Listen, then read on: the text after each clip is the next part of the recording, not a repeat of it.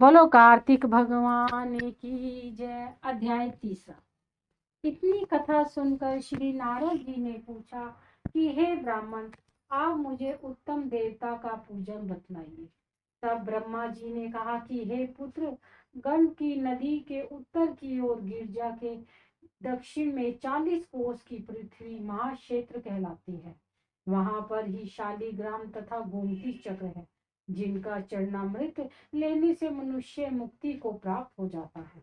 अब चरणामृत लेने का मंत्र कहता हूँ, सुनो।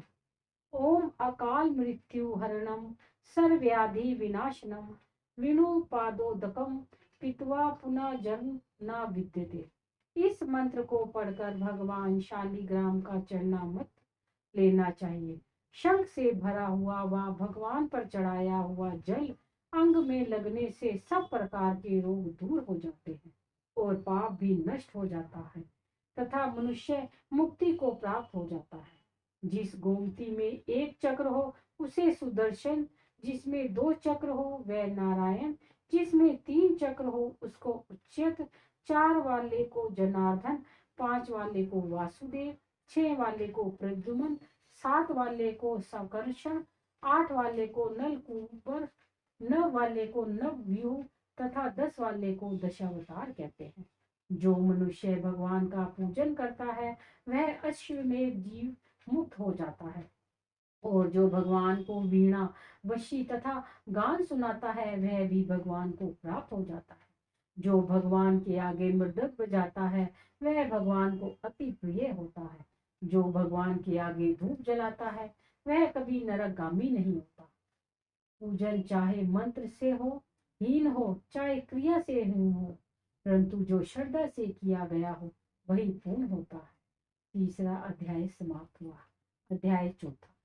नारद जी कहते हैं कि हे ब्राह्मण, कार्तिक मास में जो दीपदान होता है उसका महात्म कहिए। ब्रह्मा जी कहने लगे कि हे पुत्र, दीप चाहे स्वर्ण का हो अथवा चांदी का, तांबा, आटा अथवा मिट्टी का हो, अपनी श्रद्धा अनुसार कार्तिक मास में दान करना चाहिए। ऐसा करने से सब पापों का नाश हो जाता है। दीपक भगवान की मूर्ति के आगे अथवा तुलसी के वृक्ष के समीप, चौक, ब्राह्मण के घर वृक्ष के नीचे, वन में, गौशाला में तथा ताक पर चाहे घी का हो या तेल का जलाना चाहिए।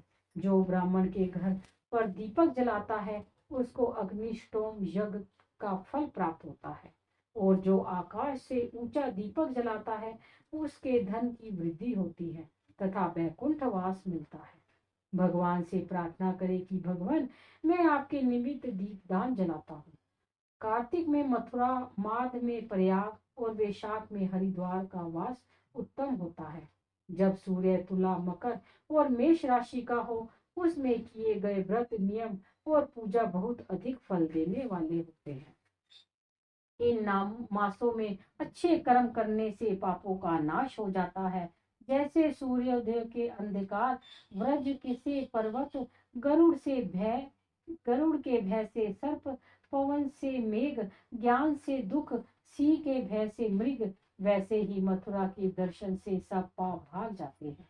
कार्तिक मास में स्नान, जागरण, दीपदान, तुलसी सेवन, भगवान के मंदिर में मर्जन, झाड़ू आदि लगाना, भगवान की कथा सुनाना, कीर्तन करना, सब अच्छे फल देने वाले होते हैं। अतः पूर्व जन्म के पापों का नाश करने के लिए कृच्छ व्रत इत्यादि करने उत्तम है। इतनी कथा सुनकर नारद जी पूछने लगे कि हे ब्राह्मण, पूर्व जन्म के पाप कैसे जाने जा सकते हैं। ब्रह्मा जी कहने लगे कि हे पुत्र, ब्रह्म हत्यारा, क्षय रोगी, गुरु स्त्री गामी, कुष्ठी तथा सोने की चोरी करने वाले के नाखून खराब हो जाते हैं और मदिरा पीने वाले के दांत खराब हो जाते हैं। इस प्रकार पूर्व जन्म के पापों से मनुष्य पहचाना जाता है। यह सब दान, तपस्या और कृच्छ व्रत आदि के से निवारण होते हैं। अब कृच्छ व्रत आदि कहते हैं कि एक समय भोजन करने से पाद कृच्छ, 3 दिन सायकाल और 3 दिन प्रातः काल भोजन करने से अति कृच्छ तथा सायकाल में 22 ग्रास और प्रातः काल में 26 ग्रास अथवा 24 ग्रास खाने से भी अति कृच्छ व्रत कहा गया है। 3 दिन प्रतिरोज खावे और 3 दिन तक उपवास करे, यह भी अति कृच होता है। सायकाल में 1 ग्रास और प्रातः काल में 1 ग्रास और 2 दिन में बिना मांगा हुआ तथा 2 दिन तक उपवास, यह करछात व्रत कहलाता है। 21 दिन तक केवल दूध या पानी पीता रहे, यह कृच्छ व्रत कहलाता है। 12 दिन तक उपवास करना पुराक व्रत कहलाता है। 4 दिन तक कुछ नहीं खाना, फिर सत्तू खाना या छाछ पीना, इसके पश्चात कपड़ा तथा दक्षिणा ब्राह्मण को देना सौम्य कृच्छ कहलाता है। इसी प्रकार 12 दिन तक करना द्वादशी कृच्छ कहलाता है। तुला पुरुष का दान करना और गौ का घृत, गोबर, दूध, दही तथा उषा का जल पीना, दूसरे दिन उपवास करना, यह कृच्छ संतपन कहा गया है। 3 दिन तक गोमूत्र, 3 दिन तक गोबर, फिर 3 दिन दही, फिर 3 दिन तक दूध, फिर 3 दिन तक घी खाए, यह सतपन है जो सब पापों का नाश करने वाला होता है। इसी प्रकार गूलर, कमल, बेल, इनके पत्ते या कुशा का जल प्रतिदिन पीने से ऊन कृच्छ व्रत होता है। और 3 दिन तक उपवास करके पहले लिखी हुई वस्तुओं को पीवे तो पूर्ण कृच्छ व्रत होता है। यदि तपा हुआ दूध, घी, जल एक एक प्रतिदिन पीवे और 1 दिन उपवास करे तो इसे तृप्त कृच्छ कहते हैं। जल, दूध, घी या तपा कर 3 दिन तक पीवे और एक समय स्नान करे तो यह सभी तृप्त कृच्छ होता है। इसके परिणाम पानी 8 तोला, दूध 12 तोला, घी 4 तोला होना चाहिए तथा कार्तिक शुक्ला चतुर्दशी को भगवान का पूजन करना चाहिए। उपवास करके उस रात्रि को जल में स्थित रहे, यह पेट जल कृच्छ व्रत कहलाता है, जिसके करने से वैकुंठ की प्राप्ति होती है। कार्तिक सुदी सप्तमी को घी खाए, फिर एकादश को उपवास पैतामह कृच्छ व्रत कहलाता है। इस प्रकार पैतामह कृच्छ व्रत करके 3 दिन में भगवान कृष्ण का पूजन करे तो यह तीनों लोकों में पवित्र होकर वैकुंठ को प्राप्त हो जाता है।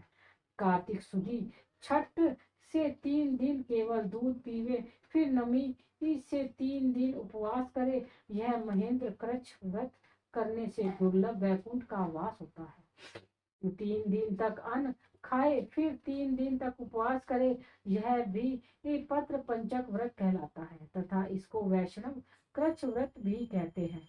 जो मनुष्य एकम से पंचमी तक केवल दही खाए, फिर एकादशी तथा द्वादशी को भगवान का पूजन करे, यह संयक कृच्छक व्रत होता है। इससे श्वेत दीप का वास मिलता है।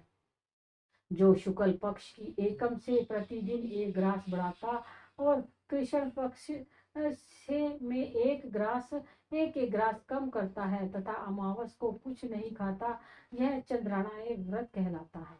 1 ग्रास 2 तोले से अच्छी तरह से मुंह में आ जाए, इतना होता है।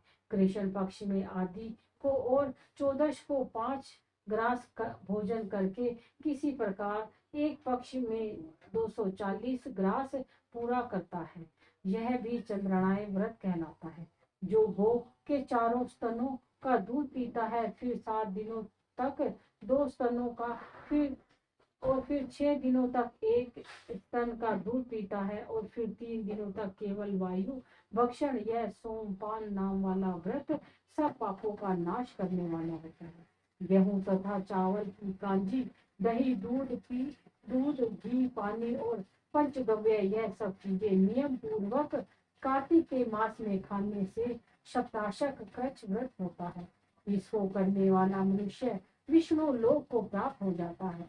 बेल, पलाश, गूलर का काढ़ा और गर्म दूध पीकर एकादशी की व्रत करने वाला द्वादशी को पारण करे तो वैकुंठ वासी होता है। जो आदमी कार्तिक सुदी सप्तमी, अष्टमी, नवमी, दशमी को जल कमल को खावे, फिर एकादशी को उपवास करे तो इस लक्ष्मी व्रत को करने से मनुष्य लक्ष्मी का पात्र होता है।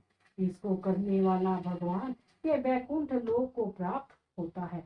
प्रातः काल में 4 और सायकाल में इसको खाने से शिशु चंद्रनाय व्रत कहलाता है। कार्तिक सुदी 14 को विधि पूर्वक भरम कूच व्रत तथा गौरी का पूजन करना चाहिए। इसकी विधि कहते हैं।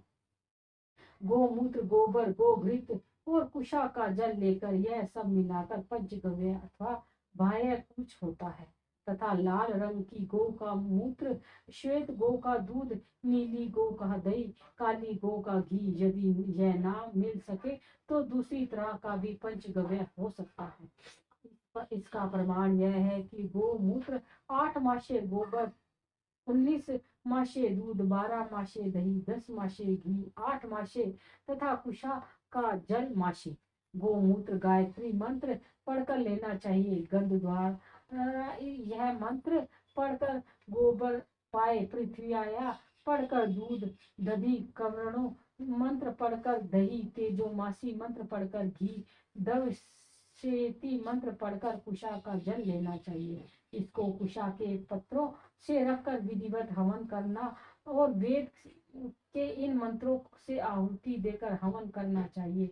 इरावती, इंद्र, विष्णु, वर्चे वर्च क्रमे, श्वती श्वती, मनस्तोक, श्वती इन मंत्रों से आहुति देकर बचा हुआ घी पिए।